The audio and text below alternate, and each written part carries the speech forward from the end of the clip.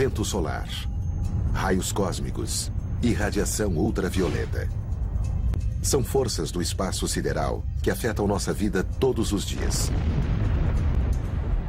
E muitos nem se dão conta.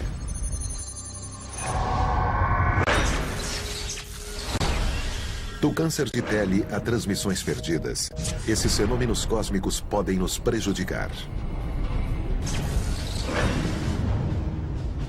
Mesmo assim, ficamos maravilhados com a beleza de uma aurora e o brilho de uma estrela cadente.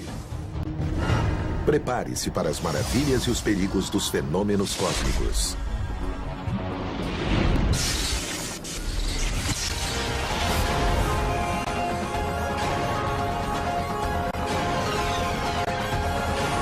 O Universo.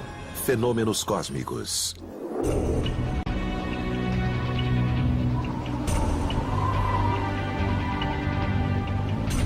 É magnífico.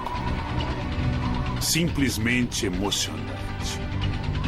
Muda cada vez que olhamos para ela. É a coisa mais linda que já vi. É uma visão incrível. Bem diferente de tudo que conhecemos. É muito estranho ver uma coisa dessas acontecendo no céu. As luzes ficam brilhando no céu. E elas mudam o tempo todo, de uma forma simplesmente fantástica. Realmente é uma experiência fora do comum. Uma vez na vida, devíamos ver esse show de luzes espetacular e psicodélico que a natureza nos dá. Este show maravilhoso é a Aurora Boreal. O nome Aurora vem da deusa romana do amanhecer e do deus grego do vento norte, Bóreas. No hemisfério sul, é conhecida como Aurora Austral. Muito antes de fascinar os astrônomos, a aurora fascinou as primeiras pessoas que avistaram nas regiões polares. Para os antigos escandinavos, a exploração para o espetáculo de luzes era igualmente fantástica. Eles acreditavam que uma raposa gigante cruzava o céu abanando a cauda e que isso fazia surgir as luzes do norte. Eu gosto dessa explicação porque não está longe da verdade. A aurora é um fenômeno elétrico e quando a raposa fica abanando a cauda, causa eletricidade estática que solta faíscas, na verdade. Um fenômeno parecido com a aurora. Para saber como acontece a aurora, terá que começar com o Sol. O Sol, além de ser uma fonte de luz, é também fonte de energia. Muita energia. O Sol emite uma corrente de partículas carregadas chamadas de vento solar. Essa força cósmica é às vezes intensificada por uma ejeção de massa coronal. O vento solar provoca um certo brilho na camada mais alta da atmosfera em qualquer época do ano. Mas às vezes o Sol tem grandes erupções, chamadas de explosão solar ou ejeções de massa coronal. É quando uma corrente inteira de partículas carregadas chega à Terra mais ou menos ao mesmo tempo. São muitas, muitas partículas. E isso provoca um fenômeno auroral muito mais intenso. A uma velocidade de até 1.200 km por segundo, o vento solar leva cerca de 2 dias para atingir o campo magnético da Terra. Conforme as partículas energizadas percorrem o campo magnético em direção aos polos, elas emitem gases na camada mais alta da atmosfera, produzindo luzes coloridas que formam a aurora. Quando as partículas energéticas atingem a camada superior da atmosfera, encontram primeiro o oxigênio atômico, que produz a emissão de luz vermelha e a emissão de luz verde, as cores predominantes na aurora. Mais abaixo, poderá encontrar nitrogênio molecular. Isso nos dá, se a aurora for muito intensa, na parte inferior da cortina verde, uma margem roxa. As partículas carregadas interagem com os gases emitidos para produzir cores fortes. A aurora funciona como um letreiro de neônio. O neônio funciona assim.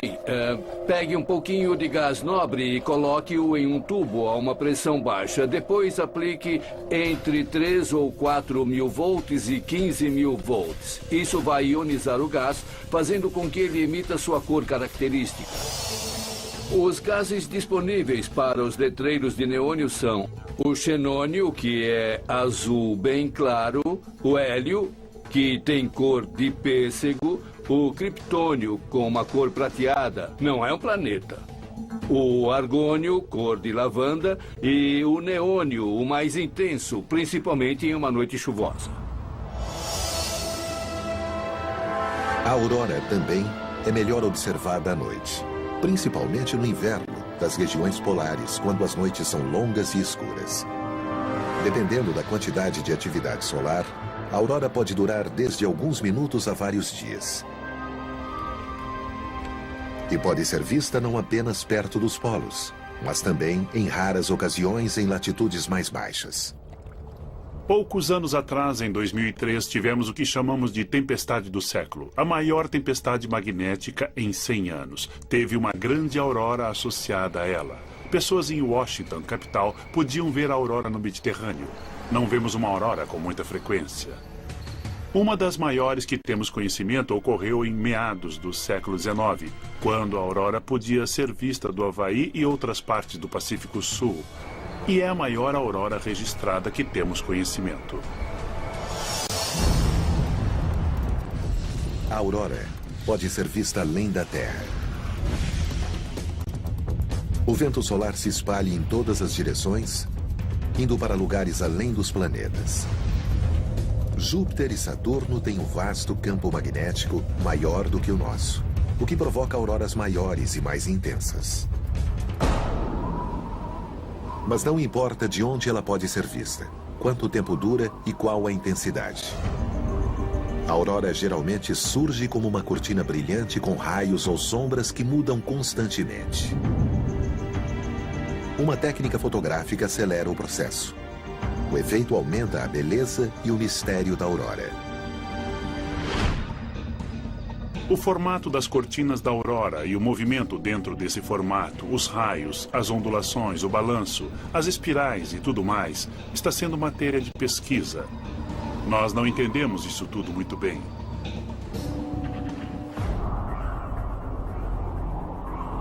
Para aumentar o mistério, surgem indícios de que a aurora não só pode ser vista, como também pode ser ouvida.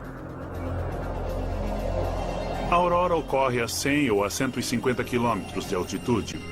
E o som levaria alguns minutos para chegar até nós, antes que pudéssemos ouvir. Mas as pessoas dizem que podem ouvir o som ao mesmo tempo em que estão vendo a aurora.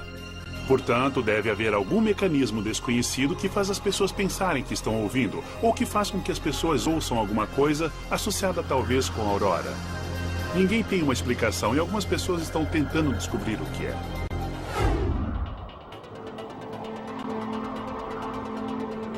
A aurora, propriamente dita, não é uma ameaça para o ser humano.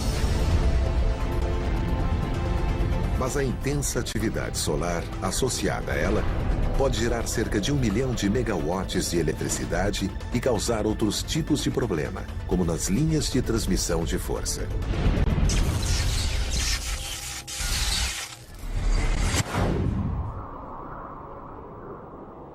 Não é a aurora em si que gera problemas com as linhas de transmissão de força. São as partículas carregadas que chegam do Sol que provocam danos e interferência nas linhas de transmissão. É importante saber a diferença. Tanto a atividade intensa quanto o movimento das partículas carregadas eletricamente que faz surgir a aurora acabam interagindo com qualquer coisa que tenha um campo magnético ou elétrico associado a isso. Portanto, essas partículas carregadas interferem nas linhas de transmissão de força, nos eletrônicos, nos satélites ou na cobertura dos celulares. Qualquer coisa que precise dos campos magnético e elétrico para funcionar irá sofrer interferência ao mesmo tempo em que a aurora estiver ocorrendo. Portanto, a estática do rádio, a interferência na tela da TV, a ligação que cai, ou mesmo um apagão como aquele que atingiu Quebec, no Canadá, em 1989, poderiam ser apenas lembretes do local modesto que a Terra ocupa no sistema solar. A Terra é só um planeta girando em torno do Sol, e o Sol tem uma atmosfera que se estende muito além da Terra. Portanto, a Terra está, na verdade, na atmosfera externa do Sol.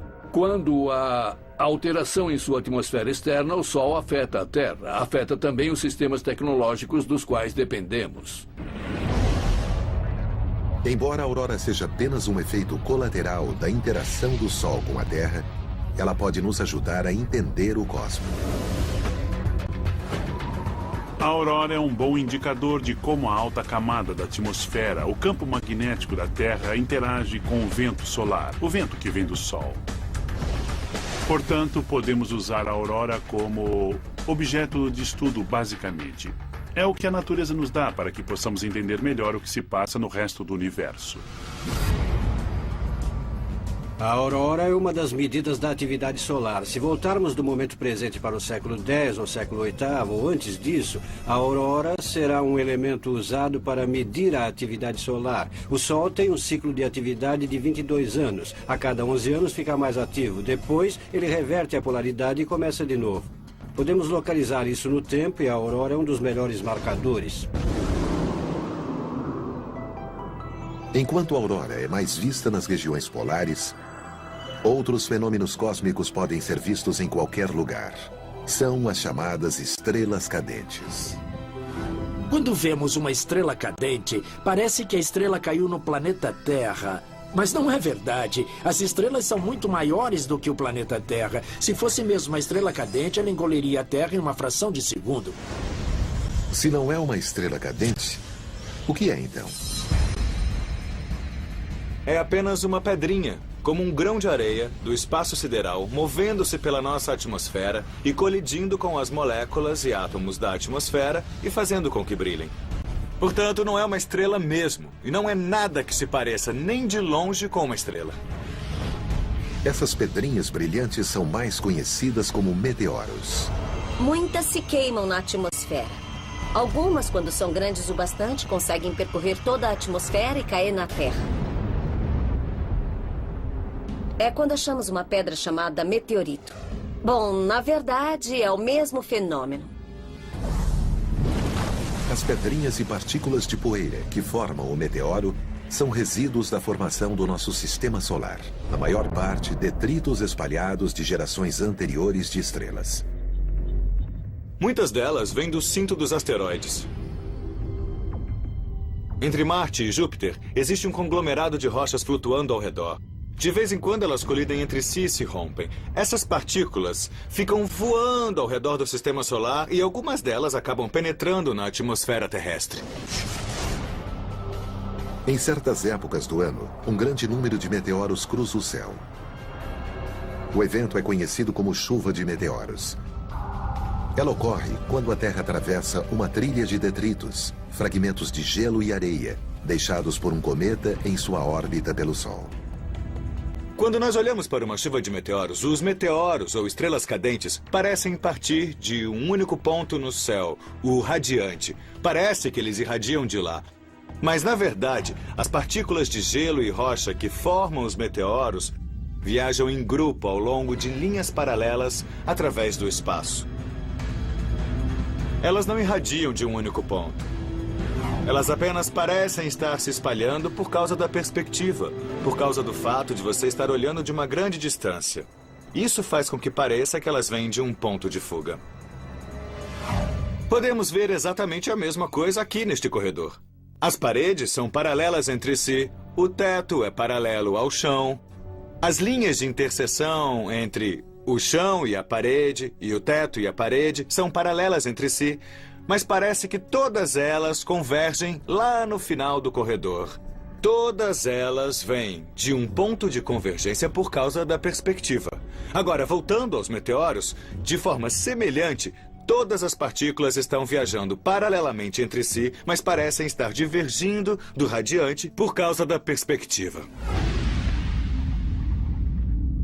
A chuva de meteoros recebe o nome da constelação de onde parece surgir, apesar de não ter nada a ver com as estrelas dessa constelação. A chuva de meteoros das Leônidas, nome que vem da constelação de Leão, é uma das mais brilhantes já catalogadas. Segundo alguns relatos, a de 1833 tinha uma taxa de 200 mil meteoros por hora. Alguns observadores pensavam que era o fim do mundo. Mas, de certo modo, era apenas o começo. Nos últimos anos foram descobertos novos fenômenos cósmicos que são ainda mais impressionantes do que a chuva de meteoros. Eles emitem cores brilhantes a uma velocidade fantástica e desaparecem num piscar de olhos. Mas conseguimos captá-los.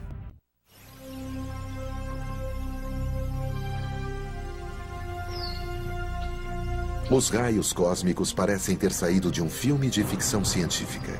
Uma força invisível do espaço sideral que pode alterar o clima e muito mais. Mas os raios cósmicos são reais, embora o termo não seja correto. Os raios cósmicos são partículas, não são raios. Originalmente pensava-se que era um fenômeno de luz, mas não é. São partículas. São feitos dos mesmos elementos que são feitos o Sol, a Terra e tudo mais no universo. Os raios cósmicos são qualquer radiação que se origina no espaço sideral. Há várias fontes diferentes. As principais são o Sol, porque ele acelera muitas das partículas energéticas, e também as estrelas e galáxias, os buracos negros, as estrelas de nêutrons e tudo mais.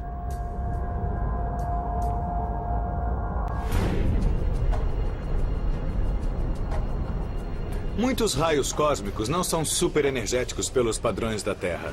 Mas os mais energéticos seriam o equivalente a uma bola de tênis que acerta você na cabeça com força. Não seria nada agradável. Mas muitos deles são como ervilhas em uma zarabatana, cutucando você ou com menos energia do que isso. A atmosfera terrestre nos protege da maioria dos raios cósmicos. Mas essas partículas dotadas de alta energia que conseguem penetrar na atmosfera são potentes o bastante para causar um impacto em todos os seres vivos. Podem causar mutações no DNA. Na verdade, é uma das principais explicações para quando ocorre uma mudança genética entre as espécies. Ou seja, os raios cósmicos provocam uma pequena alteração no DNA. Isso leva a variações nas espécies de animais. Algumas dessas mutações alteram a evolução para melhor.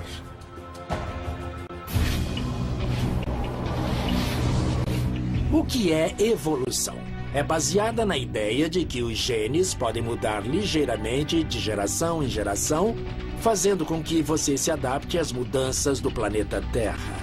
Já que há radiações cósmicas descendo até nós neste momento, significa que nossos genes estão sendo alterados todos os dias por impactos de partículas subatômicas. Ou seja, podemos nos adaptar a condições variadas porque os raios cósmicos lançam os dados e isso altera a nossa constituição genética. Os raios cósmicos também podem causar mutações ruins que podem levar ao câncer. A boa notícia é que, mesmo havendo milhares de raios cósmicos passando por nosso corpo a cada segundo, são tão minúsculos que a probabilidade de atingirem aquele ponto no DNA que rompe o núcleo e torna a célula cancerosa é muito, muito, muito pequena. Mas se estiver em um ambiente como o que os astronautas enfrentam, onde existe muita radiação e pouca proteção, aí poderá estar correndo o risco de ser afetado pela radiação. Passageiros de voos que cruzam os polos também podem correr o risco de extrema exposição à radiação dos raios cósmicos. Alguns membros da tripulação de transatlânticos, voos transpolares, usam crachás alertando para a radiação e não aconselham que mulheres grávidas sejam comissárias de bordo ou pilotos nesses voos porque há uma preocupação. Ainda não confirmaram que existe de fato um efeito, mas são cautelosos quanto aos níveis de radiação. Os raios cósmicos não só afetam os seres vivos, como também podem influenciar o clima.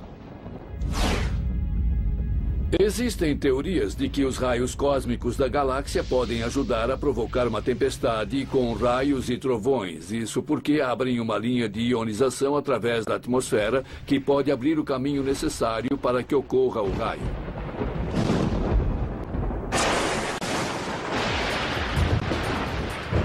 Todos nós já vimos um raio durante uma tempestade. Mas por mais assustadores e espetaculares que eles sejam, estão literalmente na faixa inferior de um fenômeno relacionado, conhecido como evento luminoso transitório, que ocorre na alta camada da atmosfera. Graças aos avanços nas técnicas de filmagem, podemos confirmar sua existência. Um deles é conhecido como Sprite. Esse flash de luz com formato de água-viva surge 70 quilômetros acima da superfície da Terra e dura apenas alguns milissegundos. Sprites são uma descarga elétrica interessante que pode subir cerca de 100 quilômetros em alguns casos. Mas também pode descer a uma altitude de 50 quilômetros acima da superfície da Terra. Então temos duas correntes de eletricidade subindo e descendo. E às vezes elas têm uma tonalidade alaranjada. Isso devido à excitação de moléculas neutras de nitrogênio na atmosfera. Outro fenômeno recentemente descoberto é o Elvis. Não se trata de figuras imaginárias. Elvis é a abreviação de uma explicação longa do processo que gera essa explosão brilhante de energia com 400 quilômetros de diâmetro. Elvis significa emissão de luz e perturbações de frequência muito baixas devido a pulsos eletromagnéticos. Elvis são meio que parentes dos Sprites. A diferença entre os Elvis e os Sprites é que, como os Elvis duram por um período um pouco mais curto de tempo, só se pode ver um Elvis através de uma câmera sofisticada. E isso se captar o evento por acidente. Os Elvis não são visíveis a olho nu, porque são uma explosão curta de energia.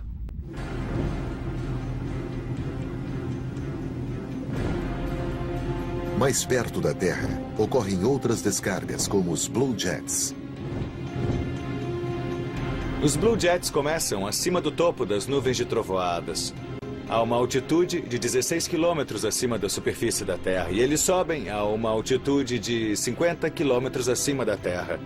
Geralmente é uma espécie de cone azul, como um jato de luz. E a cor azul vem das moléculas de nitrogênio neutras e ionizadas que são estimuladas pela corrente elétrica que está passando. Como foram recentemente descobertos, os Blue Jets, os Elvis e os Sprites são fenômenos que ainda não foram totalmente compreendidos. E o efeito que eles causam na atmosfera terrestre continua sendo motivo de especulação. Existem teorias de que os Elvis talvez ajudem a equilibrar as forças eletromagnéticas da Terra. De que os Elvis estariam associados a uma produção maior de ozônio. Um modo simples de entender isso é que a natureza está constantemente tentando encontrar um equilíbrio e isso acaba beneficiando a vida na Terra.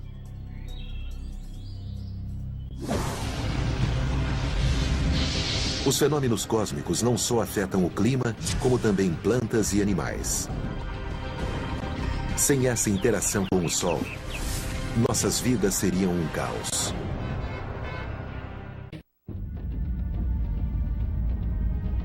O Sol age como um relógio despertador cósmico que regula nossas vidas. Nós medimos os dias em nascer do Sol e pôr do Sol. Com as plantas é igual. Da flor mais delicada à árvore mais alta, todas contam com a força cósmica para lhes dizer o que fazer. Um bom exemplo disso é o florescimento. Existem as plantas de dia curto e as plantas de dia longo. As plantas de dia longo sentem a prolongação do sol durante o dia, que acontece na primavera. As plantas de dia curto sentem a diminuição do sol até o inverno. Os crisântemos, por exemplo, são plantas de dia curto, florescem no outono. As petúnias ou rosas da Índia são plantas de dia longo. Elas florescem quando os dias ficam mais longos. Isso tudo se deve a mecanismos e compostos químicos na planta, que podem detectar o tempo que o sol brilha.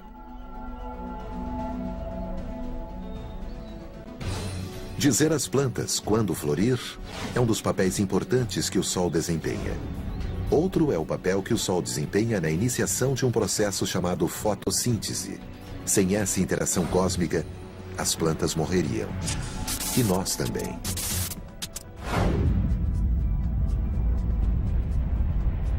A fotossíntese é como as células solares. Basicamente, a planta pega a energia solar e a transforma em um tipo de energia que ela pode usar para crescer. A clorofila, o pigmento verde das folhas, permite que as plantas absorvam a luz do sol e iniciem a fotossíntese. A clorofila é uma molécula enorme de magnésio, cercada de moléculas menores de carbono. Todas elas se sustentam. O que essa molécula faz é absorver a energia da luz e usá-la para aquilo que a planta precisa.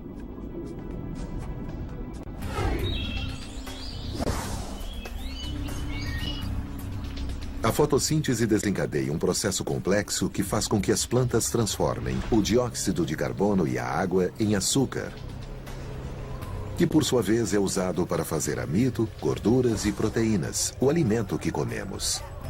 Ao mesmo tempo, as plantas liberam oxigênio para respirarmos. Se a fotossíntese parasse de trabalhar, nós morreríamos. É simples assim. Isso inclui os animais. Assim como nós, eles dependem do sol para fornecer seu sustento, regular suas vidas e talvez seu modo de se orientar pelo mundo. A orientação é muito importante no reino animal. O salmão sabe o caminho de volta para o local onde foi gerado. Existem grandes migrações de alces, existem grandes migrações de animais de pasto na África, existem insetos que migram. A borboleta monarca, por exemplo, é um caso fantástico, pois as adultas que nasceram aqui em Ítaca passam o inverno no México e depois voltam para cá. Existem muitos exemplos disso, mas nós ainda não conseguimos entender muito bem como se orientam nessas longas viagens.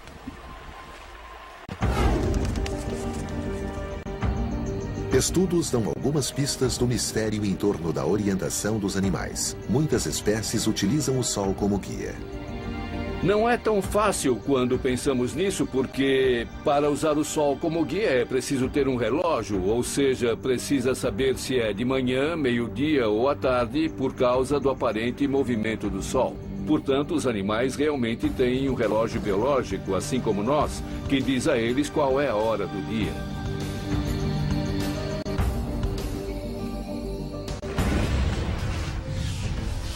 Se o clima obscurece o sol, alguns animais utilizam o campo magnético da Terra, uma força que se origina no interior do núcleo derretido do planeta.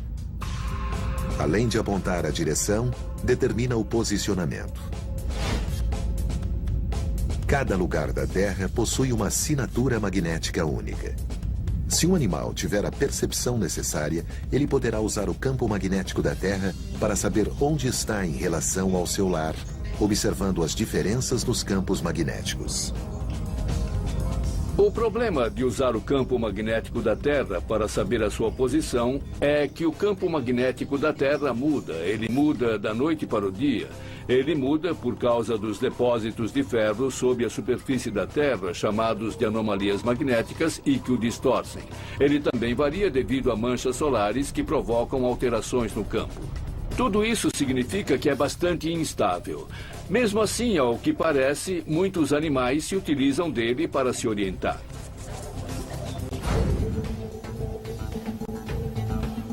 O pombo-correio é um bom exemplo de como os animais utilizam o sol e o campo magnético da Terra para voltarem para casa. O pombo-correio tem sido domesticado há anos por sua capacidade de saber voltar para casa. Eles são criados há gerações para serem atletas do mundo dos pombos. Por isso, voam longas distâncias.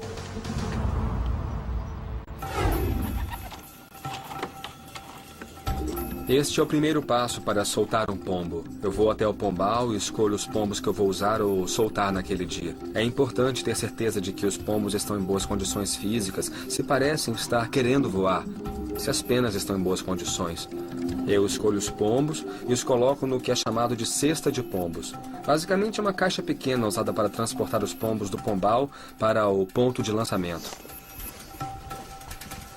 O próximo passo neste trabalho é o lançamento em si. Eu vou até um campo onde não há árvores em volta, uma área aberta. Eu abro a caixa e eu solto os pombos.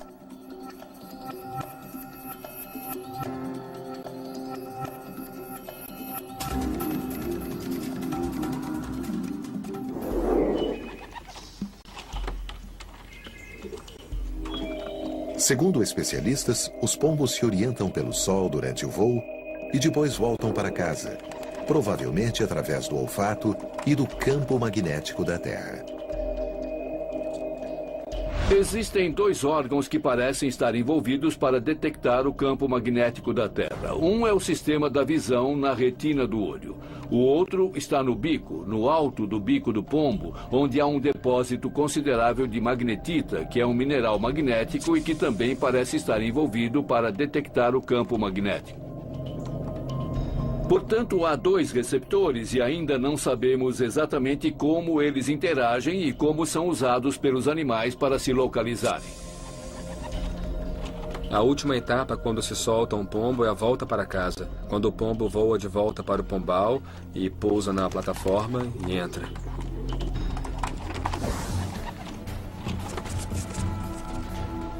O pombo é um bom exemplo, mas não explica exatamente como os animais se utilizam do cosmo para se orientarem. É um mistério que talvez nunca venha a ser desvendado.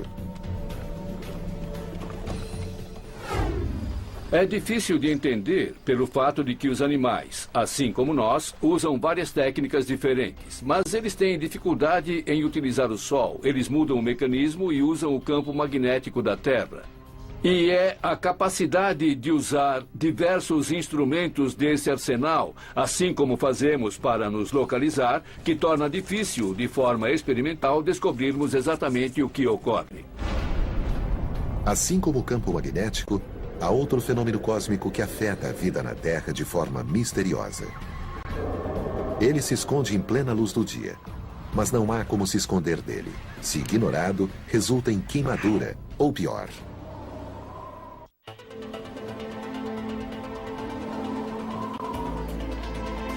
Um fenômeno cósmico nos dá o bronzeado tão desejado e uma aparência aparentemente saudável. Mas isso é superficial. O bronzeamento é o efeito mais comum de uma fonte solar potencialmente letal, o UV, ou radiação ultravioleta. Ultravioleta é a parte do espectro que não podemos ver com os olhos, mas existe muito dela lá fora e o Sol a emite o tempo todo.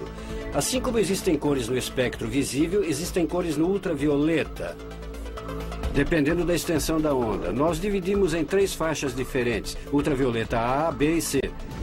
A radiação UVC é quase totalmente absorvida pela camada de ozônio. A radiação UVB é parcialmente absorvida e a radiação UVA é a que chega à Terra, porque é a que mais se aproxima da luz visível. O UVA é responsável pelo envelhecimento e câncer de pele. O UVB é responsável por danos à pele. Portanto, os raios UVB provocam queimaduras e os raios UVA provocam sardas e manchas do sol.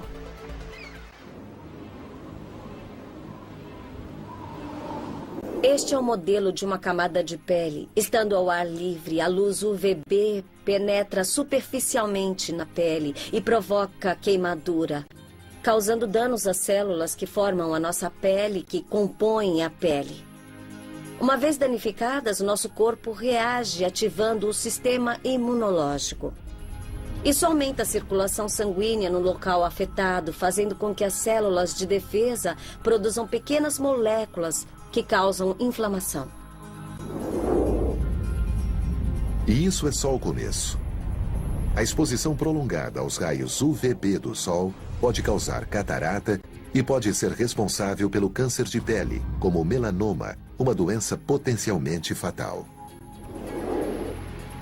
As pessoas com maior risco de desenvolver o câncer de pele com a exposição ao sol são as pessoas de pele mais clara, as de olhos mais claros, pessoas que estão sempre no sol. Aquelas que não usam um protetor solar são as que correm mais risco. No entanto, a exposição aos raios UVB tem um lado positivo. a produção de vitamina D na pele. Podemos produzir vitamina D com uma molécula inata que existe na pele mais a radiação UV, que converte essa molécula na vitamina D que precisamos para ter ossos saudáveis, o cálcio saudável, o metabolismo. Contudo, também podemos tirar a vitamina D de alimentos enriquecidos e de suplementos. Não precisamos tirar essa vitamina da radiação UV. Enquanto o UVB interage com a camada superficial da pele, o UVA penetra mais fundo, causando um outro problema com a exposição ao sol. A exposição ao UVA que penetra na camada inferior da pele leva ao envelhecimento precoce, rompendo o colágeno pelo aumento de enzimas que rompem o colágeno. E as fibras elásticas da derme, que nos dão uma pele firme, saudável e jovem. O bronzeamento artificial tenta recriar os raios do sol. Mas a exposição ao sol fabricada é pior do que se expor ao sol de verdade a 150 milhões de quilômetros de distância. A indústria do bronzeamento nos faz pensar que aquelas câmeras são mais seguras, que o bronzeamento artificial é mais seguro e mais gradativo. Mas é o contrário. Na verdade, essas câmeras são mais prejudiciais à pele. O motivo é que as lâmpadas têm mais de 90% de raios UVA. E esses raios UVA causam envelhecimento e câncer de pele. A pessoa irá desenvolver câncer de pele 20 ou 30 anos mais tarde. É um fato comprovado. O bronzeamento artificial aumenta o risco de câncer de pele.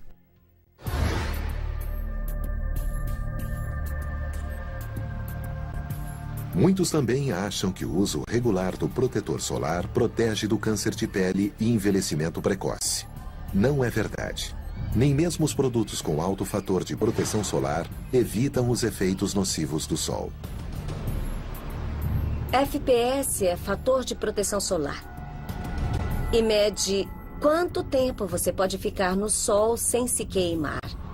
Então, o FPS mede apenas a proteção contra o UVB, não o UVA. Os protetores solares mais eficientes protegem contra raios UVB e UVA. Mas mesmo aplicado várias vezes, o protetor solar não é garantia contra o câncer de pele, que pode estar aumentando devido à destruição da camada de ozônio.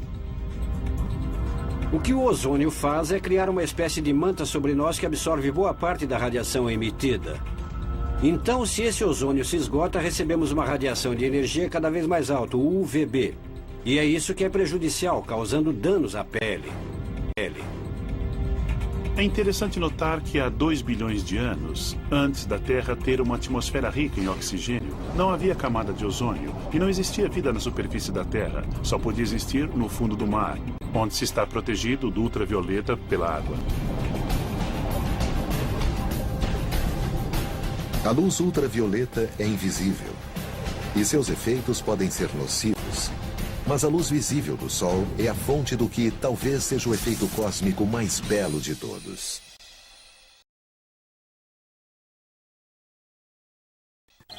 Ou estando no ângulo certo, é possível ver um segundo arco-íris. Acontece que dentro da gota de chuva, onde ocorre a difração, às vezes a luz reflete mais de uma vez. E quando reflete uma segunda vez, ela sai em um ângulo diferente, um ângulo maior. 51 graus, para ser exato. E ficará mais fraca, porque boa parte da luz escapou depois da primeira reflexão, mas parte dela sairá na segunda reflexão. O mais interessante em um segundo arco-íris é que as cores são invertidas. Então, o vermelho que está de um lado no arco-íris principal estará no lado oposto no segundo. Seja um ou sejam dois, o arco-íris não aparece em um ponto fixo no céu. Sua existência depende unicamente da localização do observador e da posição do Sol. Sob este ponto de vista, o arco-íris pode ser considerado uma ilusão óptica. De certo modo, o arco-íris é uma ilusão. Não se pode andar até o arco-íris e tocar nele ou pegá-lo. Ele sempre mantém distância de nós. porque o arco-íris é, na verdade, um conjunto de raios de luz chegando aos nossos olhos de certos ângulos. E se houver gotas nessas direções, poderemos ver o arco-íris. Mas se formos até onde as gotas estão, nós mudamos o ângulo e o arco-íris desaparece. Portanto, é nesse sentido que o arco-íris é uma ilusão. A beleza e a ciência complexa do arco-íris o transformaram em lenda. Os gregos antigos o viam como um caminho entre os deuses e a terra. Dizem que o Leprechaun irlandês esconde um pote de ouro no final de um arco-íris, um lugar impossível de ser alcançado. Para os hindus, era o arco do deus dos raios e dos trovões.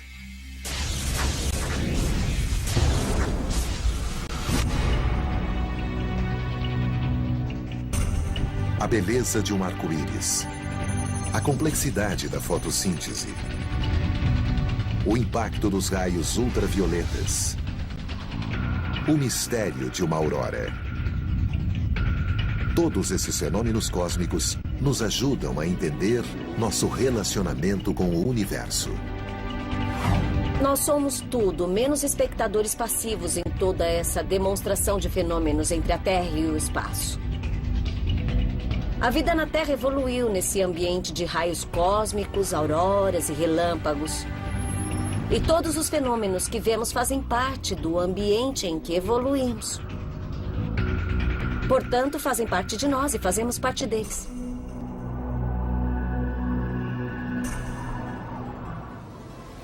Os belos fenômenos atmosféricos que vemos, o arco-íris, a aurora e os meteoros voando, assim como os efeitos nocivos, como a radiação ultravioleta do Sol, mostram que a Terra não é só uma esfera isolada, separada do resto do universo. Não, somos parte dele. E é isso que torna a Terra ainda mais bonita.